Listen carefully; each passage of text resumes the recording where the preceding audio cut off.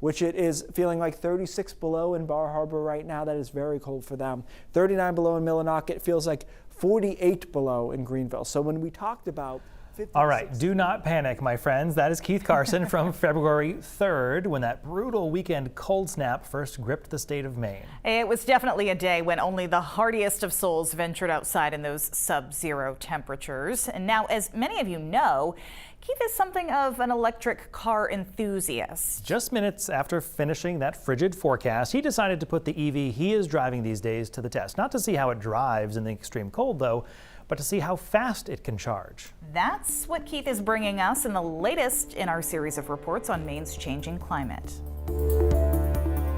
Hey everyone, so it's Friday night here, 10 below on the dash, and I'm gonna try to fast charge my electric vehicle. There was a viral video that went around in the Midwest. It has just reached 0 degrees outside and the new units are not working at all. When it got well below zero, they were having trouble fast charging, especially on Electrify America stations. So I figured it was cold enough here in Maine.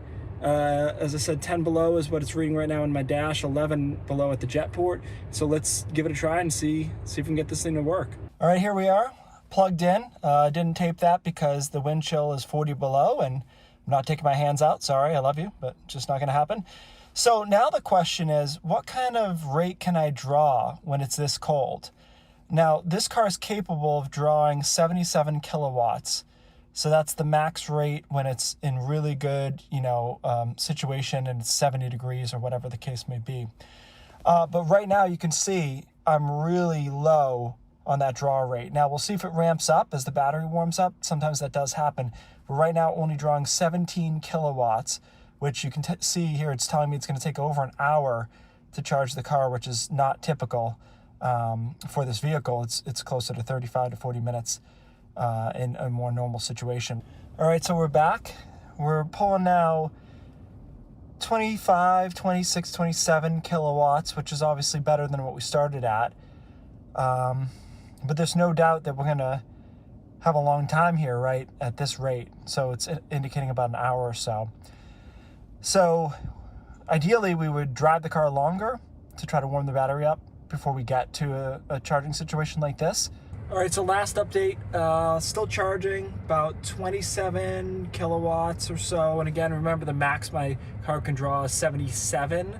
It routinely draws 50 or so, 55. So this is a definite throttle, speed-wise, compared to if it were warmer, or even if compared to it being freezing or in the 20s. So the difference between 20s and these below zero temperatures is significant, at least in my model of vehicle. So that's something you have to think about. And some of these do a better job preconditioning than mine. Okay, here's a perfect example of a car that's doing a better job preconditioning the battery in cold weather. A viewer sent me this. This is his Tesla, and you can see in the bottom right there, it's 9 below. This is the same night that I charged my car. And if you look below the hood, you can see that he's drawing 126 kilowatts. So he's charging at 4 times the rate that my car is able to. And some other EVs do a similar thing to avoid these cold weather problems.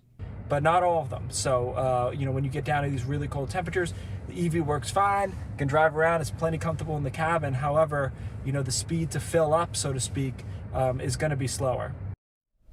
By the way, Keith told us he purposely did not start his car remotely to let it warm up before he left the station. He drove it just a few miles to the charging station and just hooked right up. And he says some EVs, like Teslas, they know when you're coming to a charging station, so they actually start warming up the battery to make the charging go more quickly. However, due to what he refers to as his frugal nature, Keith's car, by the way, he wants to point out, is not a Tesla. It was cold that night. All right, didn't get enough of Keith. His forecast is coming up after the break.